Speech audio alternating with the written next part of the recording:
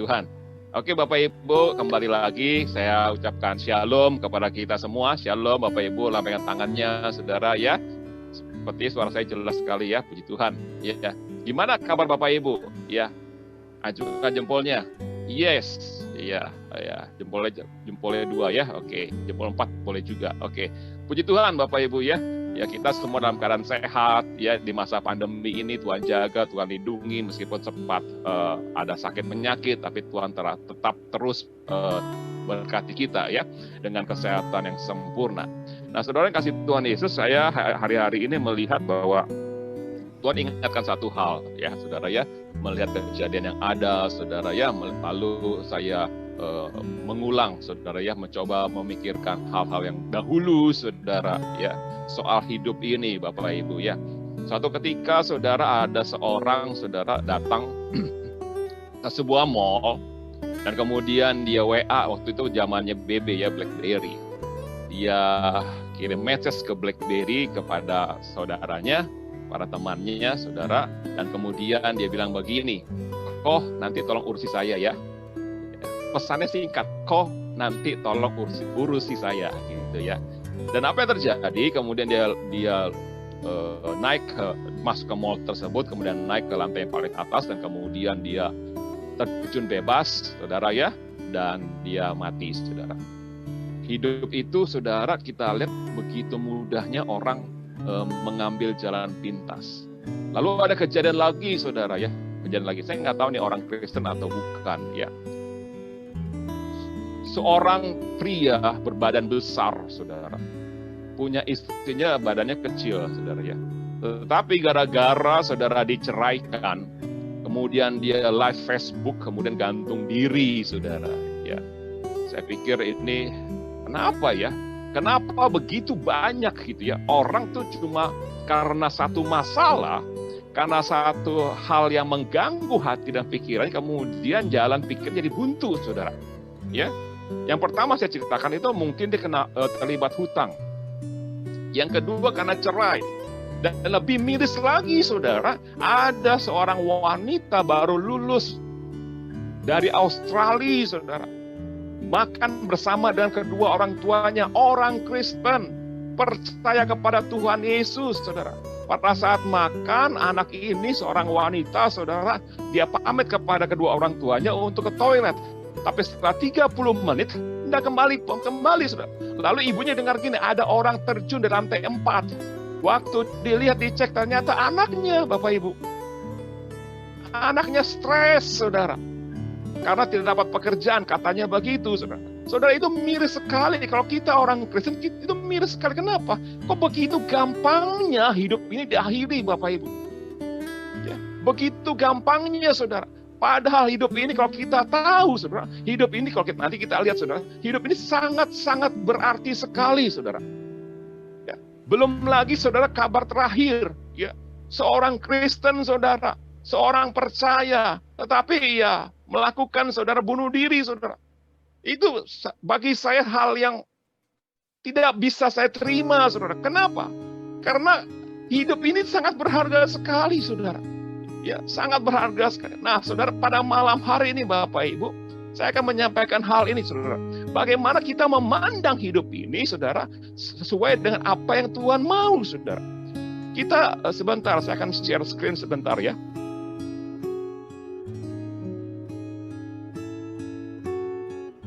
Oke. Nah, saudara, kita akan melihat, saudara, pada malam hari ini saya akan membawakan ini supaya kita mengingat akan hidup kita. Jadi tidak main-main, tidak meremehkan hidup, ya. Karena saudara berkelahi, karena bertengkar, karena ada masalah, saudara. Kemudian menemui jalan buntu, saudara. Kemudian dengan singkatnya langsung mengambil jalan pintas. Orang bunuh diri pasti masuk neraka, saudara. Itu sudah pasti, saudara. Karena dia tidak menghargai hidup ini yang Tuhan sudah berikan kepada kita. Ya, nah mari kita lihat, saudara. Nah, judul khotbah saya pada malam hari ini adalah pandangan hidup kekristenan menurut Lukas 13 ayat 6 sampai 9. Ya, pandangan hidup kekristenan menurut Lukas 13 ayat 6 sampai 9, saudara. Ya, ini cuma beberapa ayat, ya, dan kita akan melihat ini satu ayat. Saya akan khotbah satu ayat, Bapak Ibu, tapi satu ayat akan mencakup ayat 6 sampai dengan ayat 9. Ya, mari kita lihat dan saya akan bacakan kepada Bapak Ibu semua. Ya. Lukas 13 ayat 6 sampai 9 berbicara, Yesus yang berbicara mengenai perumpamaan pohon ara yang tidak berbuah, saudara. Ya, saya percaya Bapak Ibu sering membaca perikop ini, sering mendengar khotbah ini, tapi biarlah pada malam hari ini saya akan membagikan satu lagi, saudara, ya, mengenai pandangan hidup secara kekristenan, apa yang Yesus mau, saudara. Ayat 6, lalu Yesus mengatakan perumpamaan ini. Seorang mempunyai pohon ara yang tumbuh di kebun anggurnya, dan ia datang untuk mencari buah pada pohon itu. Tetapi ia tidak menemukannya. Lalu ia berkata kepada pengurus kebun anggur itu, sudah 3 tahun aku datang mencari buah pada pohon ara ini, dan aku tidak menemukannya. Tebanglah pohon ini. Untuk apa ia hidup di tanah ini dengan percuma? Ayat 8, jawab orang itu. Siapa orang itu? Pengelola kebun anggur. Tuhan, biarkanlah dia tumbuh tahun ini lagi. Aku akan mencangkul tanah sekelilingnya dan memberi pupuk kepadanya. Mungkin tahun depan ia berbuah. Jika tidak, tebanglah dia. Nah, saudara yang kasih Tuhan Yesus, pada malam hari ini kita akan melihat bagaimana kita cara memandang hidup kita menurut apa yang Tuhan mau, saudara. Bagaimana secara kekristenan kita pandang hidup kita. Kita harus mengerti akan hidup kita, sehingga kita tidak mudah mencari jalan pintas. Kita tidak mudah, aku pengen mati aja, aku pengen mati. Tidak, saudara. Pengen mati bukan satu solusi, saudara. Ya, karena kita akan masuk namanya kekekalan, entah masuk kehidupan kekal atau kematian kekal. Kita perlu tahu itu, Bapak Ibu. Jadi meskipun kita Kristen, saudara, jangan terpancing untuk bunuh diri, terpancing untuk mengakhiri hidup dengan jalan pintas. Tidak, Bapak Ibu. Tetapi saudara, kita harus tahu, saudara, kita harus bertumbuh iman kita harus punya hati yang terus fokus hanya kepada Tuhan. Mari kita lihat ayat yang ke-6. Saya akan bahas dari ayat ke-6, saudara. Satu ayat saja, saudara, dan ada beberapa poin di sini, saudara. Ayat 6 berkata begini, ya, lalu Yesus mengatakan perumpamaan ini. Seorang mempunyai pohon ara yang tumbuh di kebun anggurnya, dan ia datang untuk mencari buah pada pohon itu, tetapi ia tidak menemukannya. Nah, saudara, saya mau jelaskan begini, saudara. Siapa pemilik kebun anggur? Pemilik kebun anggur adalah Allah. Ini kan perumpamaan, saudara, ya. Pengelola kebun anggur adalah para pemimpin-pemimpin rohani. Kebun anggur bicara kerajaan sorga. Di luar kebun anggur adalah dunia, Bapak Ibu. Nah, saudara, kita lihat seorang mempunyai pohon ara. Pohon ara adalah pohon yang paling tua usianya, Bapak Ibu. Ya, dia sudah ada pada zaman Taman Eden, di mana Adam dan Hawa pada saat mereka tahu mereka jatuh dalam dosa dan mereka telanjang, mereka memetik pohon daun ara, demikian Alkitab berkata. Kemudian menyematkannya ke bagian terpenting dalam tubuh mereka. Nah, saudara, pohon ara itu sudah ada puluhan ribu tahun yang lalu, sudah ada, saudara. Ya, dan sampai hari ini masih ada. Nah, pohon ara ini pohon yang biasa hidup di tanah apapun dia bisa hidup. Di tanah gersang dia bisa hidup, tanah bebatuan dia bisa hidup, bahkan di tanah subur pun pasti dia hidup, saudara. Nah, saudara, dikatakan, saudara, pohon ara yang tumbuh di kebun anggurnya. Kalau saya cek di bahasa aslinya ada puteo, saudara, yang artinya, saudara, puteo itu to plant, artinya menanam. Jadi, saudara, kalau saya masukkan dalam kalimat ini, pohon ara yang ditanam di kebun anggurnya. Bapak Ibu, kita perhatikan hal ini. Pohon ara, saudara, yang biasa ada di luaran, saudara, ya semacam pohon liar begitu, yang ada di taman, di tanah apapun. Tetapi ada orang yang sengaja, ya, pemilik kebun anggur sengaja, saudara, ya, menanam pohon ara ini di kebun anggur. Ini bicara apa, Bapak Ibu? Tadi kita sudah katakan kebun anggur bicara kerajaan sorga. Ya. Ini bicara apa? Bicara yang pertama adalah, ini kan bicara hidup kita, Bapak Ibu. Dulu kita ini sebagai pohon ara. Hidup kita dulu di dunia, saudara. Tanahnya gersang, saudara. Ya, dan kita berusaha hidup di sana, saudara. Tetapi kemudian Tuhan pilih kita. Pilih kita masuk, saudara, ke dalam kebun anggur. Di dalam kebun anggur. Artinya apa, saudara? Bahwa hidup ini, saudara, yang tadinya di dunia masuk ke dalam, di luar kebun anggur, masuk dalam kebun anggur, itu bukan karena kita, bukan karena usaha kita, tetapi Tuhan sudah pilih kita. Katakan amin, Bapak Ibu. Tuhan sudah pilih kita. Halo saudara, Tuhan sudah pilih kita. Bukan kita yang pilih Tuhan, tapi Tuhan pilih kita. Agama bilang orang-orang mencari surga, stairway to heaven. Ada lagunya itu, lagu rock saudara ya. Stairway to heaven. Tetapi kita kekristenan bilang bukan stairway to heaven, stairway from heaven. Tangga dari surga. Ingat saudara, bagaimana Adam dan Hawa waktu jatuh dalam dosa, apa mereka lakukan? Mereka kucuk-kucuk datang kepada Tuhan? Tidak, Bapak Ibu. Tidak sama sekali. Mereka ketakutan, mereka bersembunyi. Lalu, saudara, siapa yang menemukan mereka? Tuhan yang menemukan mereka. Tuhan yang mencari mereka. Itulah kekristenan, Bapak Ibu.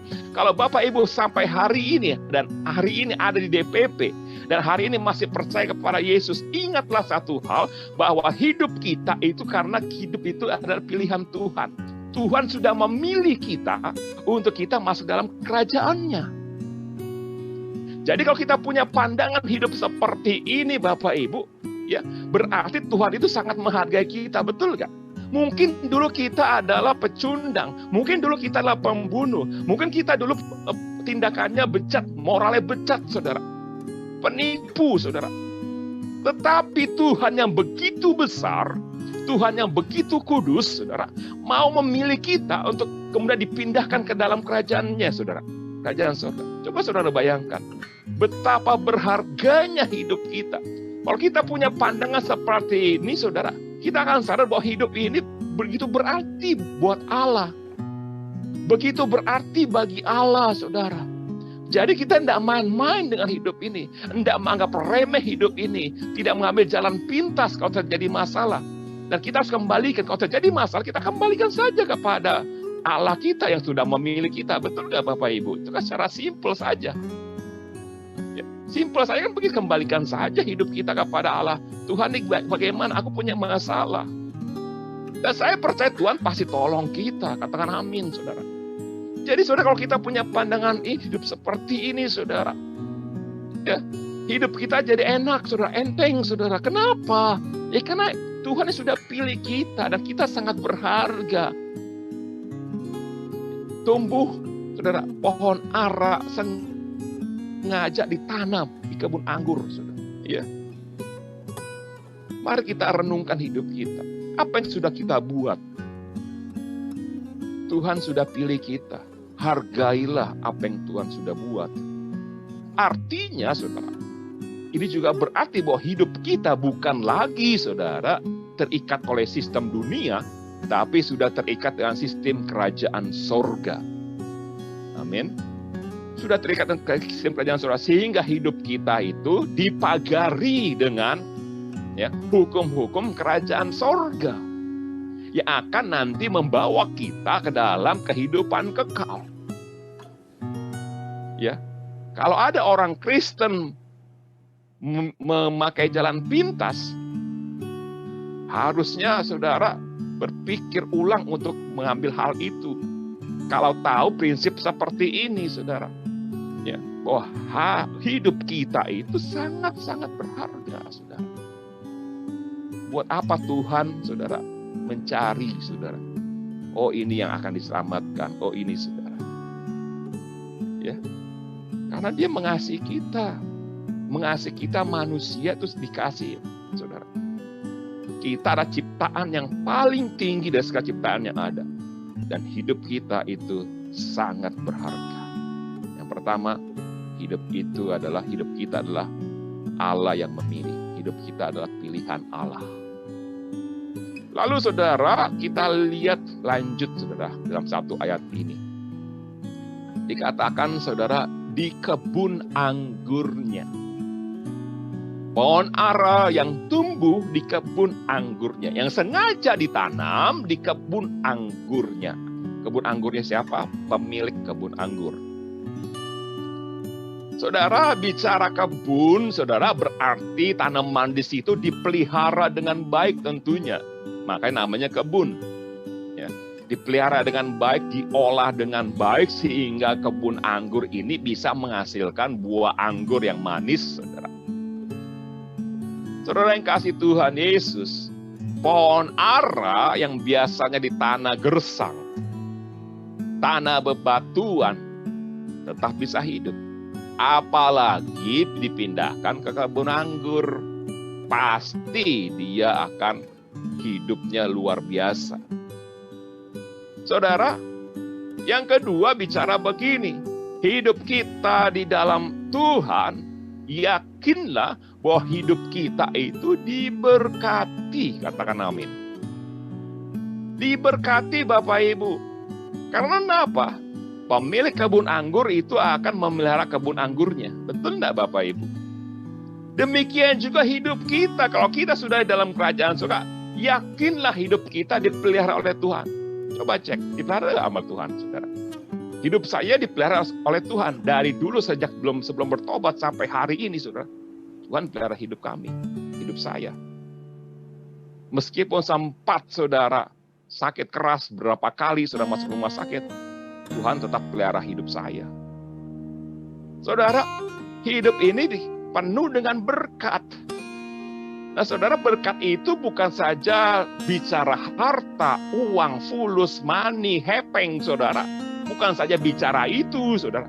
Tetapi berkat itu adalah apa yang baik dari surga Tuhan berikan kepada kita. Halo? Apa yang baik dari surga, apa yang baik dari Tuhan, Tuhan berikan kepada kita. Kalau kita hari ini, saudara, harmonis, keluarga harmonis, saudara, meskipun hidup sederhana, semua tercukupi, saudara, bukankah itu berkat? Waktu hari ini kita zaman pandemi, saudara, kita masih bisa bekerja meskipun gaji dipotong, saudara. Bukankah itu berkat buat kita? Karena masih ada di luar sana yang sudah tidak bekerja. Waktu kita, saudara, merasakan seluruh kebaikan Tuhan dalam hidup kita, itulah berkat. Kalau hari ini kita masih bersuka cita, meskipun makan ala kadarnya, saudara, dan masih bisa makan, saudara, itulah berkat. Jadi saudara yang kasih Tuhan Yesus, yakinlah bahwa Tuhan itu memberkati kita. Masalahnya kenapa sih banyak orang, ya mungkin beberapa orang, saudara, selalu bersungut-sungut, saudara. Harusnya kita mengucap syukur. Karena kita pada hidup kita itu pasti diberkati. Orang sudah pindah ke kerajaan sorga, saudara. Yang pelihara kita pasti Tuhan. Dan Tuhan tidak akan membiarkan kita. Pasti, saudara, Tuhan tidak akan membiarkan kita, saudara. Yakinlah Tuhan tidak akan membiarkan kita, saudara. Saya pernah alami, saudara, dari titik yang terbawah. Ya, waktu pindah pertama kali ke Tangerang, saya alami hal yang tidak enak. Saya di PHK, istri di PHK, anak baru satu ya, Joshua itu, saudara. Rumah masih di Prima Tangerang, tempatnya terpencil, jauh dari jalanan. Kalau saya keluar, saya punya mobil waktu itu, saudara. Tapi saya nggak pakai karena biayanya mahal. Jadi saya naik bus ke kantor waktu itu. Ya masih kerja waktu itu. Tapi kemudian saya di PHK juga, Bapak Ibu. Saya jalan tuh berapa kilo ke depan, saudara. Saudara, ya makan, saudara, ala kadarnya. Tapi toh, saudara, Tuhan pelihara saya. Itu bagi saya adalah berkat. Berkat yang akan terus, saudara, kita terima kalau kita percaya kepada Tuhan. Jadi yakinlah Bapak Ibu, apapun masalahmu pada hari ini, Tuhan itu pasti pelihara hidup kita. Orang kita di kebun anggur toh, saudara. Pemilik kebun anggur pasti tidak diam, saudara. Ada pohonnya nih kurang baik, misalkan ada pohonnya kurang baik, pasti dia akan perhatikan bagaimana supaya pohon ini baik dan buahnya itu bisa berbuah. Begitu Bapak Ibu. Saudara, kita itu hidup pasti diberkati. Ya, tadi saya sudah katakan, kenapa banyak orang bersungut-sungut Bapak Ibu? Karena membandingkan dengan orang lain, itu masalahnya. Membandingkan dengan dia. Kok dia lebih diberkati, dalam tanda kutip, lebih diberkati daripada saya. Saudara, apapun berkat yang kita terima pada hari ini, ucaplah syukur. Ya, ucaplah syukur itu Tuhan.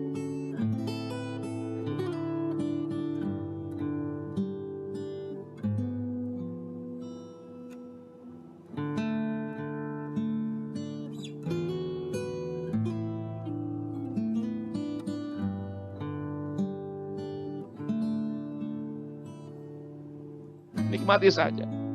Dulu saya punya mobil, saudara. Sekarang tidak. Saya punya motor sekarang, saudara. Karena pertimbangan saya punya motor sekarang, saudara. Ya, mobil nanti dululah, saudara. Ya, kenapa? Pertimbangan itu akan, dan terus terang, saudara, saya bahagia. Saya tidak usah gimana-gimana, saudara. Ya, saya pelayanan naik motor, saudara. Ke Taman Adiasa naik motor, ke Serang saya naik motor, Bapak Ibu. Ya, berdua, saudara, ditemani dengan pacar saya. Ya, saling peluk-pelukan, saudara. Puji Tuhan, kan mesra tuh, saudara. Hujan bareng, kehujanan bareng, begitu ya. Kelaparan tengah jalan bareng, saudara ya. Tapi Tuhan berkati kita, toh, saudara. Berkati kita. Ya. Jadi, saudara, ya sudah, saudara. Ya, percayalah kepada Tuhan. Lakukanlah bagian kita. Tuhan pasti pelihara hidup kita, kata amin. Lalu saudara, kita melihat lagi ini, saudara, di ayat yang sama. Ya, khotbah saya satu ayat nih pada malam hari ini, Bapak Ibu. Ya. Yang ketiga adalah dikatakan selanjutnya, dan ia datang untuk mencari buah pada pohon itu, tetapi ia tidak menemukan. Seluruh perikop ini dari Kejadian 13 ayat 6 sampai 9 bicara mengenai buah. Keseluruhannya. Ya, bicara mengenai buah. Saudara, dikatakan buah pada pohon itu. Pohon apa? Pohon ara. Tetapi ia tidak menemukannya. Lalu di ayat selanjutnya dikatakan sudah 3 tahun dinanti, buahnya belum muncul. Artinya apa, saudara? Saudara, hidup kita itu Tuhan tuntut untuk berbuah. Katakan amin, Bapak Ibu. Kita dituntut untuk berbuah. Tidak ada opsi lain, saudara. Tidak ada, saudara. Ya, Tuhan nggak pernah bilang, lu mau berbuah, buahlah. Kalau nggak buah, ya sudah. Enggak, saudara. Semua dituntut untuk berbuah. Katakan amin. Berbuah, saudara. Kalau tidak berbuah, ayat 9 katakan begitu, tebanglah. Ayat 8 ya, tebanglah. Buat apa hidup di tanah ini dengan percuma? Kan tadi saya sudah bilang, kebun itu pasti diolah, tanahnya dipelihara. Ya. Kemudian saudara, buat apa dia hidup udah tanahnya subur, tanahnya bagus, tanahnya diolah dengan baik, kasih pupuk yang terbaik. Tapi kok nggak menghasilkan buah? Buat apa? Tebang aja. Saudara, sudah diberikan yang terbaik. Hidup kita sudah diberkati. Berikan terbaik oleh Tuhan sesuai dengan kapasitas kita masing-masing.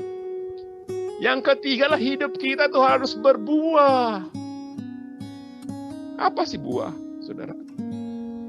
Buah itu bicara, yang pertama, yang terutama adalah buah roh. Yaitu karakter kita. Halo, saudara.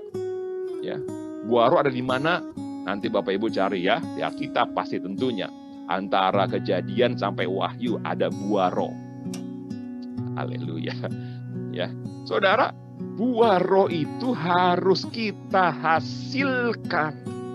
Kalau kita sudah jadi Kristen puluhan tahun, saudara, tapi masih suka marah-marah, masih suka emosi, masih suka pukul orang, masih suka judi, saudara, masih suka hal-hal yang buruk, masih suka hal yang dosa, saudara. Mari Bapak Ibu, ya. Pemilik kebun anggur bilang sudah 3 tahun. Minta perpanjangan lagi 1 tahun, saudara. Artinya pemilik kebun anggur itu masih sabar menunggu. Demikian juga hidup kita. Kalau hari ini, saudara, kita masih hidup, masih bisa ikut DPP, masih bisa ikut ibadah online, saudara, masih bisa ikut kul, saudara, berarti masih ada kesempatan untuk kita berbuah. Katakan amin. Ya. Karena pada saat ditebang nanti itu bicara adalah harinya Tuhan. Kedatangan Tuhan Yesus akan segera. Akan segera Bapak Ibu.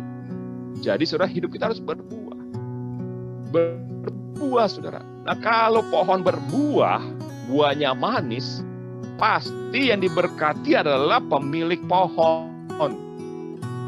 Siapa? Allah. Yang kedua adalah orang-orang yang ada di sekitar pohon tersebut. Bicara siapa?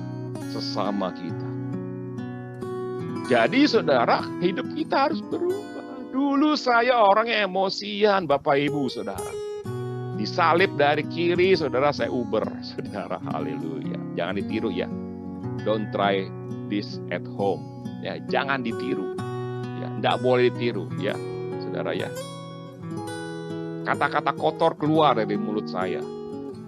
Ya, dibilang preman sedikit bolehlah, ya, begitu ya. Ya, saudara. Ya, saya tinggal di daerah Roxy. Ya, Pacinko, pasukan Cina Kota. Ya, saudara. Saudara kasih Tuhan. Tapi toh, saudara, Tuhan pilih saya. Tuhan pindahkan saya ke kebun anggurnya. Tuhan berkati hidup saya. Kemudian Tuhan tuntut saya untuk berbuah. Saudara, untuk berbuah, Yohanes 15 katakan apa, saudara? Tinggallah, Yesus sebagai pohon anggur, tinggallah dalam aku, maka kamu akan berbuah lebat. Waktu kita tinggal di dalam Yesus, tinggal di dalam kerajaan surga sungguh-sungguh, pasti kita akan berbuah. Masalahnya, ini kan bicara, ada pohon ara yang nggak berbuah juga, kan bicara seperti itu, saudara. Artinya ada juga orang percaya yang masih suka dosa-dosa, saudara. Nggak sungguh-sungguh, padahal sudah di kebun anggur, sudah di kerajaan surga, tapi masih suka dosa. Ya, dosa tina-tini, saudara. Tipu sana, tipu sini. Ya, tipu-tipuan, dikit nggak apa-apa. Ya, nah ini tadi sempat kan saya terucap itu, saudara. Jangan-jangan ada dosa ini kan begitu ya, saudara, pada seseorang tadi siang. Ngeri juga Bapak Ibu ya. Supaya apa? Supaya peringkat naik begitu saudara ya. Udahlah tipu sana tipu sini kan gitu saudara ya. Hati-hati Bapak Ibu. Ya. Saudara tinggalkan. Dan saya percaya orang yang hidup sungguh-sungguh itu pasti berbuah. Pasti berubah karakternya saudara. Berubah. Sampai hari ini saya tidak bisa keluarin kata-kata kotor Bapak Ibu. Anda bisa sama sekali. Bahkan kalau ada orang lain berkata-kata kotor, saya bisa lebih keras, saya bisa marah kepada orang tersebut. Saudara kasih Tuhan Yesus. Jadi kalau kita lihat pandangan hidup ini, saudara, secara kekristenan menurut Lukas, apa yang Yesus katakan, saudara, bahwa saudara, kita semua ini memang sudah dituntut oleh Tuhan untuk berbuah. Tidak ada buah ditebang, Bapak Ibu. Saudara, ditebang, artinya tidak akan masuk dalam surga. Mengerikan? Yes, mengerikan. Justru yang mengerikan itu menjadi pemikiran buat kita untuk kita berhati-hati dalam hidup itu. Itu bagaimana Pak yang bunuh diri? Ya nggak ada buah rohnya lah. Kan itu kan pengendalian diri. Nggak ada di situ Bapak Ibu. Saudara, mari kita melihat hidup ini dengan kacamata yang benar. kacamatanya Tuhan, saudara. Tadi kita sudah bahas hidup yang pertama itu, bahwa hidup itu sangat berharga. Yohanes 15 ayat 16 katakan, bukan kamu yang memilih aku, kata Tuhan. Tapi aku yang memilih kamu. Karena itu pergilah dan berbuahlah lebat. Saudara, hidup ini bukanlah, saudara, ya, kita pindah ke dalam kerajaan surga, itu bukan karena usaha kita. Tetapi karena Tuhan telah pilih kita. Kita ada di kebun anggur, pemilik kebun anggur pasti akan mengolah kebun anggurnya dengan baik. Artinya hidup kita itu pasti dipelihara oleh Tuhan, pasti diberkati oleh Allah. Yang ketiga, saudara, Tuhan itu tuntut kita. Kalau semuanya Tuhan sudah pilih, Tuhan sudah berkati. Yang ketiga, Tuhan tuntut kita untuk kita berbuah. Berubahlah hidup kita. Berubahlah pribadi kita. Berubahlah cara pikir kita. Berubahlah cara bicara kita. Berubahlah cara kita memandang, saudara. Banyak perubahan terjadi. Haleluya, saudara. Di zaman pandemi ini banyak perubahan-perubahan yang terjadi, Bapak Ibu, termasuk diri saya. Banyak perubahan-perubahan yang saya cara pandangnya itu, saudara. Berubah, saudara. Ya. Dan di zaman pandemi ini kita lebih mengerti, ada garis batas jelas, saudara. Mana orang yang sungguh-sungguh dalam Tuhan dan mana yang tidak. Mana yang disebut teman dan mana yang bukan tidak, yang bukan teman, kan begitu ya, saudara. Mana yang betul-betul mengasihi, mana yang tidak, saudara. Itu jelas sekali, saudara. Ya, jadi kita bisa lihat di situ. Jadi mari Bapak Ibu, saudara, hargailah hidup ini, hargailah hidup kita, saudara. Sehingga apa, saudara? Kalau kita punya pandangan seperti ini, Bapak Ibu, bukankah hidup kita akan terus diberkati oleh Tuhan? Ya. Hidup kita akan terus diberkati, kita akan dipercayakan hal yang lebih besar lagi, saudara. Karena kita semuanya kita serahkan hanya bagi Allah kita. Puji Tuhan, Bapak Ibu. Saudara dikasih Tuhan Yesus, ini yang Tuhan ingatkan kepada saya.